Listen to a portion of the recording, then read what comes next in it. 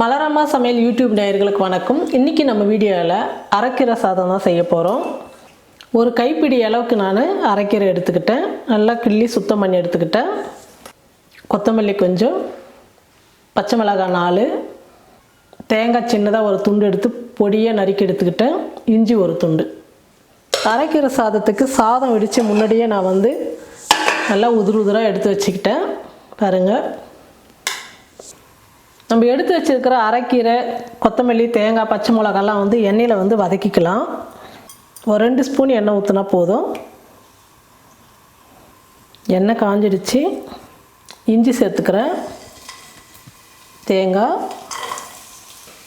பச்சை மிளகாய் சேர்த்துட்டு ஒரு தட்டு போட்டு மூடிடுங்க, இல்லைன்னா வெடிக்கும், மேலெல்லாம் அடிக்கும். பச்சை மிளகாலாம் வதங்கிடுச்சு. இப்போ கீரை சேர்த்துக்கிறேன், கொத்தமல்லி சேர்த்துக்கிறேன்,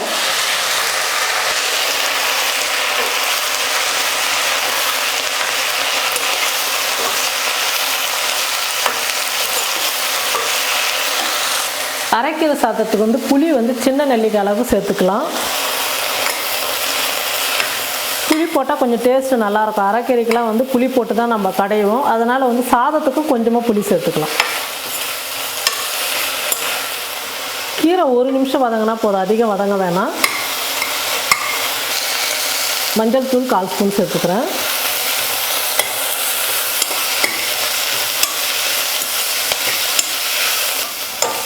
கொத்தமல்லி கீரைலாம் வதங்கிடுச்சு. இப்போ ஸ்டவ் ஆஃப் பண்ணிடலாம். சூடு நல்லா ஆறட்டும்னு சொல்லிட்டு மிக்சியில் போட்டு நைஸாக அரைச்சி எடுத்துக்கலாம். சூடு நல்லா ஆறிடுச்சு. இப்போ மிக்சி கப்பில் போட்டு நைஸாக அரைச்சி எடுத்துக்கலாம்.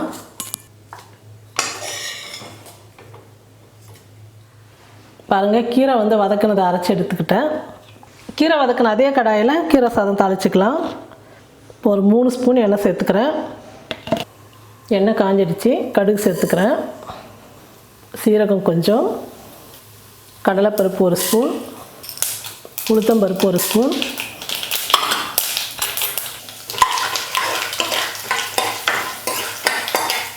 இது கூடவே ஒரு 5 முந்திரி எடுத்து வச்சுருக்கிறேன், அதையும் சேர்த்துக்கிறேன். பருப்பெல்லாம் நல்லா பொண்ணு வரலாம் வர அளவுக்கு வறுத்துக்கலாம். பாருங்கள், பருப்பெல்லாம் நல்லா பொண்ணு வரலாம் வறுந்துருச்சு. இப்போ அரைச்சி வச்சுருக்கிற கீரை விழுது சேர்த்துக்கலாம்.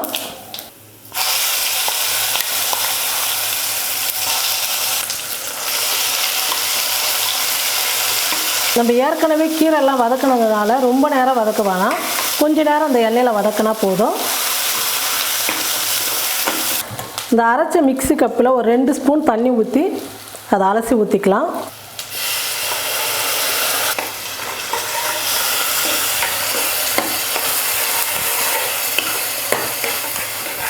நான் ஏற்கனவே சாதத்தில் உப்பு போட்டு வடிச்சிருக்கிறேன், அதனால் கொஞ்சமாக நான் உப்பு சேர்த்துக்கிறேன். உங்களுக்கு எந்த அளவுக்கு தேவையோ அந்த அளவுக்கு நீங்கள் உப்பு சேர்த்துக்குங்க.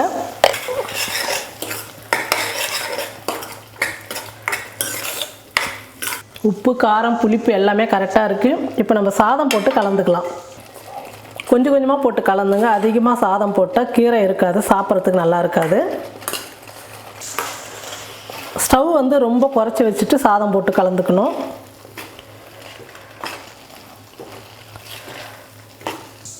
நான் இன்னும் கொஞ்சம் சாதம் போட்டுக்கிறேன்.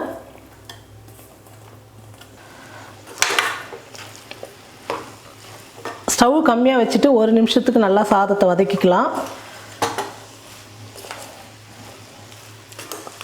பாருங்கள், அரைக்கீரை சாதம் ரெடி ஆகிடுச்சு. கீரை சாதம்லாம் நம்ம கீரை குழம்பு செஞ்சு கொடுப்போம் வீட்டில். குழந்தைங்களாம் சாப்பிட மாட்டாங்க. இந்த மாதிரி நீங்கள் கீரை சாதம் செஞ்சு கொடுக்கும்போது ரொம்ப விரும்பி சாப்பிடுவாங்க. அதுவும் இந்த முந்திரி, கடலைப்பருப்பு, உளுத்தம் பருப்புலாம் நல்லா மொறுன்னு அந்த சாதத்தோடு சாப்பிடும்போது ரொம்ப சூப்பராக சுவையாக இருக்கும். இப்போது அரைக்கீரை சாதம் ரெடி ஆகிடுச்சு. அடுத்தது உருளைக்கிழங்கு வறுவல் செஞ்சுக்கலாம். இந்த கீரை சாதத்துக்கு உருளைக்கிழங்கு வறுவலோடு சாப்பிடும்போது ரொம்ப சுவையாக இருக்கும், சூப்பராக இருக்கும். அதனால் இப்போ அடுத்தது நம்ம உருளைக்கிழங்கு வறுவல் செஞ்சுக்கலாம்.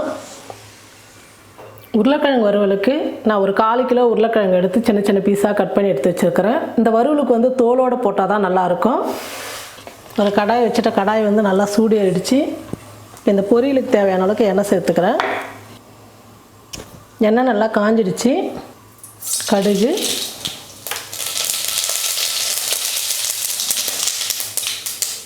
சீரகம் கொஞ்சம், ஒரு அரை ஸ்பூன் உளுத்தம்பருப்பு, அரை ஸ்பூன் கடலைப்பருப்பு, ஒரு 5 பல்லு பூண்டு வந்து தோலோடு இடித்து எடுத்து வச்சுருக்கேன், அதையும் சேர்த்துக்கிறேன்.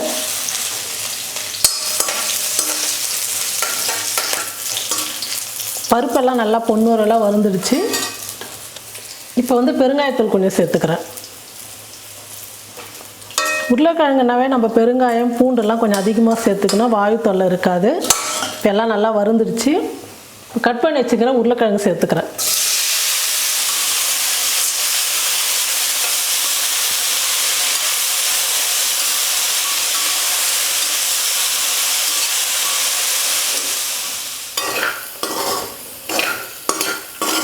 பாருங்கள், உருளைக்கிழங்கு வந்து நல்லா வெந்துடுச்சு.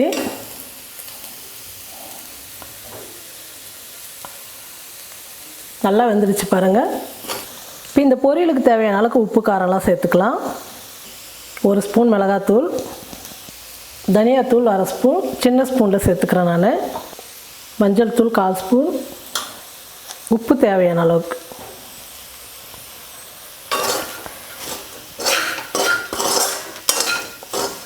இந்த மசாலாவோட பச்சை வாசனை போகிற அளவுக்கு 1 நிமிஷம் நல்லா வதக்கிக்கலாம்.